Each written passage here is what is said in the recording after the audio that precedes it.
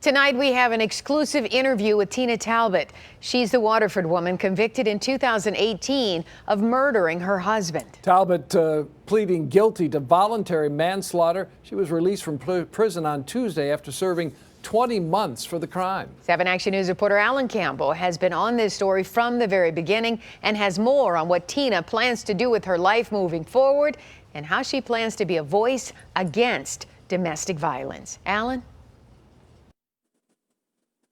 Well, Carolyn and Dave, it's been more than 2 years since I first reported on what happened between Tina Talbot and her husband. And now that Tina is free, she can start her life over again and make up for lost time with her family, her friends, and especially her 9-year-old son, Philip, one day at a time.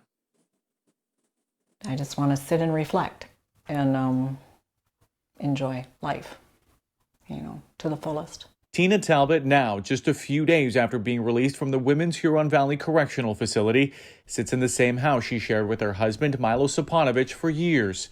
It's also the same place Tina would shoot and kill her husband on a warm September afternoon. A lot of people have asked me, they said, with everything that happened in that home, how can you go back there? Don't you want to make a clean start? I said, well, I am. I am making a clean start. Tina was granted parole this summer and walked out a free woman Tuesday morning from prison after serving nearly 2 years behind bars for voluntary manslaughter for killing her husband in what she calls a kill or be killed scenario. 911, what's your emergency? I need to send the police. I killed my husband. Okay, how did you kill him? I shot him. I knew the day that everything happened and that I did what I did, I'd be going to prison. I knew that. Talbot's injuries were well documented, from bruises on her legs and face to fractured bones. Tina says it wasn't just her life in jeopardy, but the life of her 9-year-old son, Philip. Instead of my husband dying that day, it could have been myself and my son. For the last several months, the family of Tina's husband have been trying to stop her release through appeal after appeal. They were all denied. Tina says her husband's abuse wasn't just towards her, but also his family, including his mother. They knew what he was. There was a history, and they're aware of that history. We reached out to Tina's husband's family for comment. They say there was no domestic violence. We found a police report from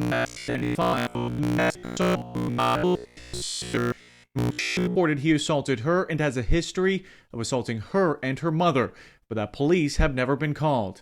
The report goes on to say the mother left the residence because Milos had assaulted her a few times because she had been late picking him up from his place of work. It hurts because somewhere in my mind I thought she would tell the truth.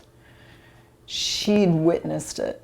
She'd been here when he'd done it. She was a victim of it herself. Tina says things haven't always been easy, not just the past 2 years in prison, but her relationship for more than 2 decades. She says now she deserves to be happy. I believe at this point in my life, at this stage in my life, that I do deserve some happiness. It's not been an easy life for 25 years, and I want to enjoy life. Talbot will now serve 24 months on parole and says many things were put on pause while she waited behind bars for her release. Now comes the time to continue those relationships, go out and serve in the community, and be a voice for those who feel they have no way out of an abusive relationship. You feel so alone, you feel so defeated that it's like you think that there's nobody that's going to help you, and I just want women out there to realize that there's always somebody that will help you. Reach out to somebody, there's always somebody. Tina says now she wants to reach out and help others who may be experiencing something similar to what she did, and even work on a piece of legislature that protects women in violence and abusive relationships. Reporting live tonight, I'm Alan Campbell. And there definitely is always hope and help. Thank you so much, Alan, for bringing us that report tonight.